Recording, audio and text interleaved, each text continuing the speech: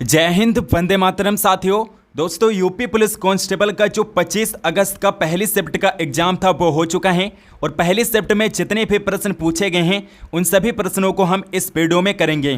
तो इस वीडियो को दोस्तों आप अंत तक देखिएगा, इससे आपको एक हिंट मिलेगा कि किस तरह के प्रश्न आपके यूपी पुलिस कांस्टेबल में पूछे जा रहे हैं। साथ में एग्जामिनर अगर इन प्रश्नों को रिपीट करता है तो आप आसानी से इन प्रश्नों को कर लेंगे। तो चलिए दोस्तों, इस वीडियो को हम शुरू करते हैं। तो सबसे पहले हम हिंदी के प्रश्नों को करेंगे एंड उसके बाद में हम जीएस के प्रश्नों को करेंगे। तो हिंदी का पहला प्रश्न पूछा गया था, लक्ष्य का अनेकार्थी शब्द पूछा गया था कि लक्ष्य का अनेकार्थी शब्द क्या होता है। लक्ष्य यानी कि टारगेट, तो टारगेट का अर्थ क्या होता है, निशाना होता है दोस्तों। लक्ष्य का अनेकार्थी शब्द हो जाएगा निशाना। अगर आपने ऑप्शन डी लगाया था तो आपका आंसर राइट है। नेक्स्ट क्वेश्चन पूछा गया था, नागर का पर्यायवाची शब्द पूछा गया था। तो नागर का पर्यायवाची शब्द होता है चतुर। चतुर दोस्तों नागर का पर्यायवाची शब्द होता है। अगला क्वेश्चन अलंकार से पूछा गया था। अलंकार से पूछा गया था, माला फेरत जुग भया फिर ना मन का फेर, कर का मन का डारी दे मन का फेर। इसमें कौन सा अलंकार है, ये क्वेश्चन पूछा गया था। तो इसमें यमक अलंकार है। यहाँ पर शब्दों की पुनरावृत्ति हुई है और हर बार शब्दों का अलग अलग अर्थ है, तो इसीलिए यहाँ पर यमक अलंकार हैं। किसी की सहायता करने वाले के लिए एक शब्द क्या प्रयोग किया जाता है। किसी की सहायता करने वाले के लिए एक शब्द प्रयोग किया जाता है सहायक, असिस्टेंट शब्द प्रयोग किया जाता है। तो यहाँ पर ऑप्शन डी जो है राइट आंसर है। अगला क्वेश्चन पूछा गया था दोस्तों, किस वाक्य में कारण कारक का प्रयोग किया गया है। तो कारण कारक का प्रयोग किस वाक्य में किया गया है, यह प्रश्न पूछा गया था। तो ऑप्शन सी जो है, साधुओं की संगति से बुद्धि सुधरती है। तो जहाँ पर साधन के बारे में बताया जाता है वहाँ पर कारण कारक होता है, करण कारक होता है। जहाँ पर साधन के बारे में बताया जाता है तो यहाँ पर साधन क्या है, साधुओं की संगति, यहाँ पर साधन है, इसीलिए यहाँ पर करण कारक हैं। नेक्स्ट क्वेश्चन पूछा गया था, संधि विच्छेद से प्रश्न पूछा गया था कि अंतर्निहित में कौन सा संधि विच्छेद है। अंतर्निहित का संधि विच्छेद पूछा गया था। तो अंतःधन निहित जो है ये अंतर्निहित का संधि विच्छेद है और इसमें कौन सी संधि है, विसर्ग संधि है दोस्तों। अंतर्निहित में विसर्ग संधि है, विसर्ग संधि है अंतर्निहित में और इसका संधि विच्छेद होगा अंतःधन निहित। नेक्स्ट क्वेश्चन है कि हिंदी साहित्य अकादमी की ओर से हर वर्ष सलाका सम्मान पुरस्कार किस क्षेत्र को दिया जाता है। तो हिंदी को नई दिशा प्रदान करने के लिए सलाका सम्मान पुरस्कार प्रदान किया जाता है, हिंदी को नई दिशा प्रदान करने के लिए। नेक्स्ट क्वेश्चन पूछा गया था कि क्रोध किस रस का अस्थायी भाव है। तो ये रौद्र रस का अस्थायी भाव है, रौद्र रस का अस्थायी भाव है क्रोध। हिंदी में मैं का बहुवचन पूछा गया था। मैं का बहुवचन क्या होता है, हम होता है, हम जो है ये मैं का बहुवचन होता है। विरोध करना के लिए सही मुहावरा क्या होगा। तो सिर उठाना दोस्तों, विरोध करना का अर्थ क्या हो जाए, विरोध करने का मुहावरा का अर्थ क्या हो जाएगा, सिर उठाना हो जाएगा। स्रोत, स्रोत शब्द युग्म का सही विकल्प चुनिए। तो स्रोत का अर्थ होता है उद्गम और स्रोत का अर्थ स्तुति भी होता है। तो यहाँ पर ऑप्शन डी जो है राइट आंसर था। अगर आपने ऑप्शन सी लगाया था तो आपका आंसर सही है। नेक्स्ट क्वेश्चन पूछा गया था, अली और अली शब्द युग्म का सही अर्थ क्या है। तो अली का अर्थ होता है भंवरा और अली का अर्थ होता है सखी। तो यहाँ पर ऑप्शन सी जो है राइट आंसर है। पुस्तक पढ़ी जाती है में कौन सा वाच्य है। तो इसमें दोस्तों कर्मवाच्य है, पुस्तक पढ़ी जाती है, इसमें कर्मवाच्य का प्रयोग किया गया है। रेखांकित खंड को प्रतिस्थापित करने के लिए उपयुक्त विकल्प का चयन कीजिए। तो वाक्य दिया गया है, महंत जी को आध्यात्म का ज्ञान अच्छा ज्ञान है। महंत जी को आध्यात्म का अच्छा ज्ञान है। तो आध्यात्म नहीं होता है, अध्यात्म होता है। क्या होता है, अध्यात्म होता है, ना कि आध्यात्म होता है। तो यहाँ पर ऑप्शन ए जो है राइट आंसर हो जाएगा, महंत जी को अध्यात्म का अच्छा ज्ञान है। अच्छा ज्ञान होगा, यहाँ पर जहाँ लिखा है दोस्तों यहाँ पर ज्ञान होना चाहिए।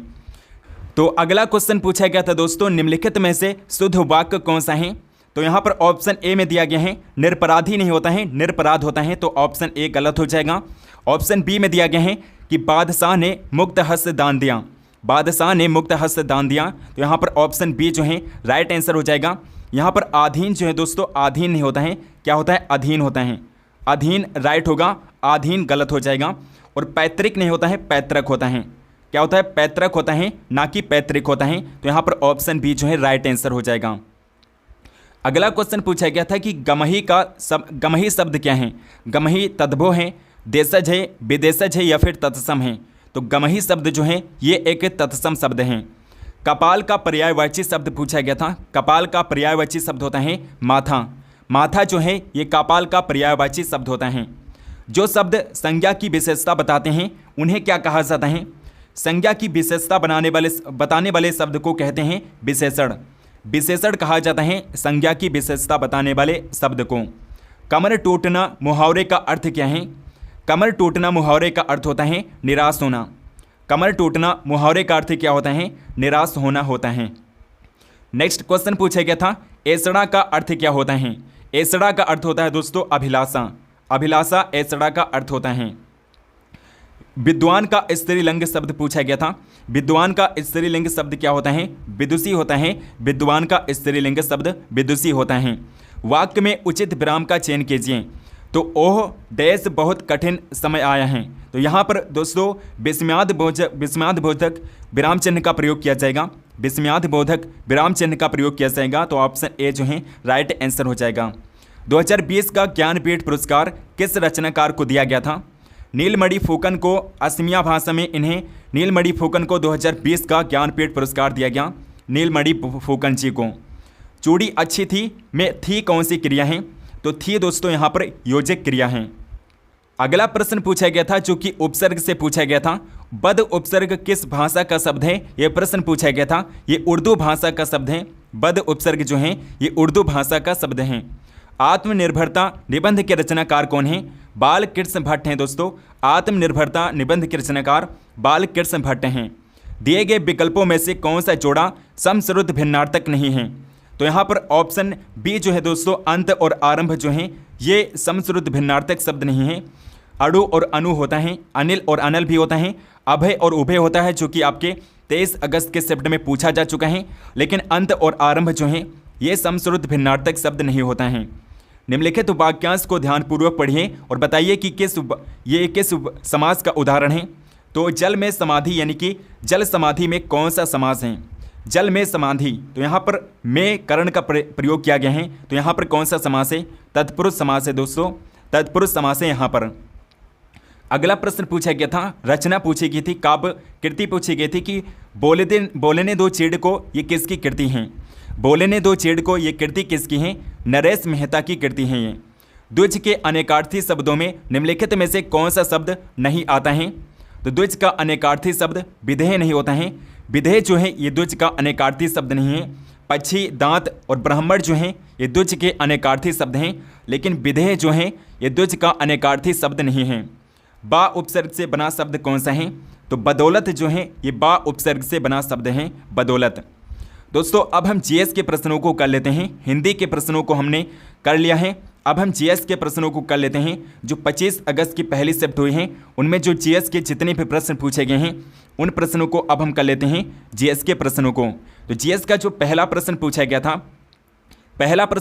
था कि भारतीय संविधान सरकार की संसदीय प्रणाली का प्रावधान ये प्रणाली किस देश के नमूने पर आधारित हैं? ये यूनाइटेड किंगडम के नमूने पर आधारित हैं। यूनाइटेड किंगडम के संविधान पर आधारित हैं। भारतीय संविधान की संसदीय प्रणाली यूनाइटेड किंगडम के संविधान पर आधारित हैं। एमपीसी का पूर्ण रूप क्या होता है? यानी कि एमपीसी का फुल फॉर्म पूछा गया था। एमपीसी का फुल फॉर्म क्या होता है?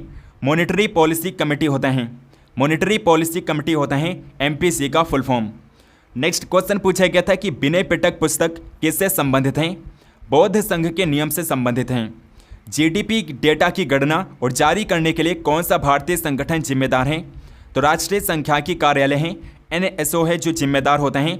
नेशनल स्टैटिस्टिकल ऑफिस है जो जिम्मेदार होता है जीडीपी डेटा की गणना के लिए। अगला प्रश्न पूछा गया था दोस्तों कौन सा रूसी लेखक मनोवैज्ञानिक उपन्यास क्राइम एंड पनिशमेंट लिखने के लिए प्रसिद्ध हैं? तो प्योडोर दोस्तोवस्की हैं दोस्तों। प्योडोर दोस्तोवस्की का उपन्यास है क्राइम एंड पनिशमेंट। लाओस की राजधानी यानी कि लाओस की कैपिटल क्या है? कैपिटल से दोस्तों 1 से 2 प्रश्न आपके हर एक शिफ्ट में पूछा जा रहे हैं। लाओस की कैपिटल क्या है? वियंतियाने लाओस की कैपिटल है वियंतियाने। नेक्स्ट क्वेश्चन पूछा गया था कि कौन सा संगठन राष्ट्रों में सुचारू और पूर्व अनुमानित व्यापार के लिए जिम्मेदार हैं? तो विश्व व्यापार संगठन है वर्ल्ड ट्रेड ऑर्गेनाइजेशन है। अगला प्रश्न पूछा गया था कि भारत में मोबाइल फ़ोन पर जीएसटी दर कितना है? 12% है दोस्तों। मोबाइल फ़ोन पर जीएसटी रेट है 12% का। जीएसटी परिषद में कुल कितने सदस्य होते हैं? जीएसटी काउंसिल में कुल कितने सदस्य होते हैं? 33 सदस्य होते हैं। जीएसटी काउंसिल में कुल मेंबर्स की संख्या होती है 33। अनुसंधान का पहला चरण क्या है? तो अनुसंधान का पहला चरण क्या होता है? समस्या की पहचान करना अनुसंधान का पहला चरण होता है। 18 वर्ष से कम आयु के व्यक्ति के सभी मानवाधिकार डैश कहलाते हैं। क्या कहलाते हैं? बाल अधिकार कहलाते हैं, चाइल्ड राइट्स कहलाते हैं। 18 वर्ष से कम आयु के व्यक्ति के सभी मानवाधिकार क्या कहलाते हैं? चाइल्ड राइट्स कहलाते हैं। सूक्ष्म सिंचाई कब शुरू की गई थी? सूक्ष्म सिंचाई जो है ये जनवरी 2000 में शुरू की गई थी। जनवरी 2006 में शुरू की गई थी। 2006 में शुरू की गई थी दोस्तों, 2006 में। सोशल मीडिया पर टीबीटी का क्या अर्थ होता है? टीबीटी का अर्थ होता है थ्रोबैक थर्सडे होता है। थ्रोबैक थर्सडे टीबीटी का अर्थ होता है सोशल मीडिया पर। नेक्स्ट क्वेश्चन पूछा गया था कि क्रिस्पर Cas9 प्रौद्योगिकी का उपयोग किसके लिए किया जाता है? जीन के संपादन के लिए, जीन की एडिटिंग के लिए क्रिस्पर Cas9 प्रौद्योगिकी का प्रयोग किया जाता है, टेक्नोलॉजी का प्रयोग किया जाता है। अगला क्वेश्चन पूछा गया था कि राष्ट्रीय समुद्री दिवस 2024 का विषय यानी कि थीम क्या थी? तो भविष्य को नेविगेट करना, सुरक्षा पहले 2024 के राष्ट्रीय समुद्री दिवस की थीम थी भविष्य को नेविगेट करना, सुरक्षा पहले। अगला क्वेश्चन पूछा गया था कि पूर्व परीक्षण या पूर्व विचारण सम्मेलन का मुख्य लक्ष्य क्या है? तो परीक्षण या विचारण की तैयारी और निपटान विकल्पों पर चर्चा करना इसका मुख्य लक्ष्य है। नेक्स्ट क्वेश्चन पूछा गया था कि डैश सोशल मीडिया जैसे इलेक्ट्रॉनिक साधनों या तरीकों के उपयोग के माध्यम से डराने, धमकाने, उत्पीड़न करने या बदनाम करने या किसी अन्य प्रकार के मानसिक पतन का कार्य क्या है? तो ये क्या कहलाता है? साइबर धमकी कहलाता है, साइबर बुलिंग कहलाता है। नेक्स्ट क्वेश्चन पूछा गया था कि भविष्य की वैश्विक अर्थव्यवस्थाओं को आकार देने में आर्टिफिशियल इंटेलिजेंस एआई का क्या भूमिका है? एआई का क्या महत्व है? तो ये नवाचार, उत्पादकता और आर्थिक विकास को प्रेरित करता है। आर्टिफिशियल इंटेलिजेंस जो है ये नवाचार, उत्पादकता और आर्थिक विकास को प्रेरित करता है, आर्थिक विकास को प्रेरित करता है। तो यहाँ पर ऑप्शन बी जो है राइट आंसर था दोस्तों। अगर आपने ऑप्शन बी लगाया था तो आपका आंसर जो है सही आंसर है। भारत में महात्मा गांधी के नेतृत्व में सत्याग्रह का पहला सफल उदाहरण कौन सा है? तो चंपारण आंदोलन जो है महात्मा गांधी का पहला सफल आंदोलन था। भारत छोड़ो आंदोलन किसके जवाब में शुरू किया गया था? क्रिप्स मिशन के जवाब में भारत छोड़ो आंदोलन शुरू किया गया था। नेक्स्ट क्वेश्चन पूछा गया था, पॉलिटी का प्रश्न पूछा गया था कि भारतीय संविधान का कौन सा अनुच्छेद नए राज्यों के गठन और मौजूदा राज्यों के क्षेत्रों, सीमाओं या नामों में परिवर्तन का प्रावधान करता है? तो आर्टिकल 3 है दोस्तों, अनुच्छेद 3 है जो नए राज्यों के गठन और मौजूदा राज्यों के नाम क्षेत्र में परिवर्तन के लिए जिम्मेदार है। अनुच्छेद 3 में बताए गए हैं। रबी की फसलें सर्दियों में अक्टूबर से दिसंबर तक बोई जाती हैं और गर्मियों में अप्रैल से डैश तक काटी जाती हैं। तो अप्रैल से जून तक काटी जाती हैं दोस्तों, अप्रैल से जून तक काटी जाती हैं। नेक्स्ट क्वेश्चन पूछा गया था कि भारत में राष्ट्रीय सुरक्षा गार्ड का उद्देश्य क्या है? राष्ट्रीय सुरक्षा गार्ड यानी कि एनएसजी का कार्य क्या है? एनएसजी का मुख्य कार्य क्या है? तो आतंकवाद विरोधी और अपहरण विरोधी अभियान चलाना एनएसजी का मुख्य कार्य है। निम्नलिखित में से कौन सा पदार्थ मुख्य रूप से अम्लीय वर्षा के लिए जिम्मेदार है? तो सल्फर डाइऑक्साइड होता है और इसके अलावा नाइट्रोजन ऑक्साइड होता है, नाइट्रोजन ऑक्साइड भी होता है जो अम्लीय वर्षा के लिए जिम्मेदार होता है। कौन सा देश पवन ऊर्जा का दुनिया का सबसे बड़ा उत्पादक देश है? पवन ऊर्जा का दुनिया का सबसे बड़ा उत्पादक देश वैसे तो डेनमार्क है दोस्तों। डेनमार्क पवन ऊर्जा का सबसे बड़ा उत्पादक देश है, लेकिन डेनमार्क ऑप्शन में नहीं है तो चाइना राइट आंसर हो जाएगा। भारत के उपराष्ट्रपति कौन हैं जून 2024 तक? भारत के वर्तमान में उपराष्ट्रपति जो हैं श्री जगदीप धनखड़ हैं दोस्तों। जगदीप धनखड़ वर्तमान में राष्ट्रपति हैं। अगला प्रश्न है कि 2016 में हस्ताक्षरित भारत जापान नागरिक परमाणु समझौते का उद्देश्य क्या है? तो असैनिक परमाणु ऊर्जा, प्रौद्योगिकी हस्तांतरण और सुरक्षा मानकों में सहयोग इसका मुख्य उद्देश्य था। तो ऑप्शन डी जो है राइट आंसर हैं। नेक्स्ट प्रश्न पूछा गया था, किसी क्षेत्र के अंदर और बाहर लोगों की आवाजाही को क्या कहा जाता है? प्रवास कहा जाता है, माइग्रेशन कहते हैं। अलीगढ़ मुस्लिम विश्वविद्यालय AMU की स्थापना किस वर्ष की गई थी? 1920 में, 1920 में AMU की स्थापना की गई थी। उत्तर प्रदेश का कौन सा शहर हिंदी और संस्कृत भाषाओं में विशेषज्ञता वाले शैक्षणिक संस्थानों के लिए जाना जाता है? तो वाराणसी है दोस्तों, वाराणसी है जो जाना जाता है। नेक्स्ट क्वेश्चन पूछा गया था कि कौन सा भारतीय अर्थशास्त्री कल्याणकारी अर्थशास्त्र पर अपने काम के लिए जाना चाहते हैं और जिसे 1998 में आर्थिक विज्ञान में नोबेल पुरस्कार प्राप्त हुआ था। तो अमर्त्य सेन है दोस्तों एकमात्र भारत के इकोनॉमिक हैं जिन्हें नोबेल पुरस्कार दिया गया 1998 में। जेन आयर किस लेखक ने लिखी हैं? तो जेन आयर किसकी कृति हैं, किसकी बुक हैं? ये शार्लोट ब्रांटे की बुक है दोस्तों, शार्लोट ब्रांटे की बुक है जेन आयर। अगला प्रश्न पूछा गया था कि ट्विटर एक डैश पर आधारित संचार मंच है।